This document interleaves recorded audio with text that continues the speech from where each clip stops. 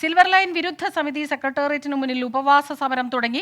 പദ്ധതി പിൻവലിച്ച് ഉത്തരവിറക്കണമെന്നും ഭൂമി മരവിപ്പിച്ച ഉത്തരവ് പിൻവലിക്കണമെന്നുമാണ് ആവശ്യം. പദ്ധതിയുമായി മുന്നോട്ട് പോകുന്നവരുടെ ലക്ഷ്യം കമ്മീഷനാണെന്ന് സമരം ഉദ്ഘാടനം ചെയ്ത മുതിർന്ന കോൺഗ്രസ് നേതാവ് VM സുധീരൻ ആരോപിച്ചു.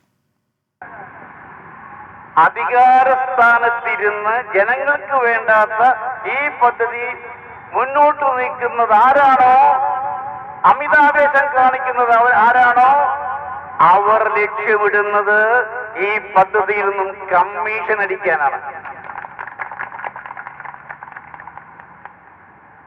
അല്ലാതെ ജനങ്ങൾക്ക് നന്മ വരുത്താനുള്ള എന്തെങ്കിലും ഒരു കാര്യം ഇതിനകത്തുണ്ടോ? ജനങ്ങളെ ബോധ്യപ്പെടുത്താൻ സർക്കാരിന് സാധിക്കുമോ? ജനങ്ങളെ ബോധ്യപ്പെടുത്താൻ സാധ്യമല്ല എന്നുള്ളത് കൊണ്ടാണ് തുടക്കം മുതൽ ഇതേവരെ ഒരു രഹസ്യ അജണ്ടയുമായി ഈ പദ്ധതി മുന്നോട്ട് കൊണ്ടുപോകുന്നത്.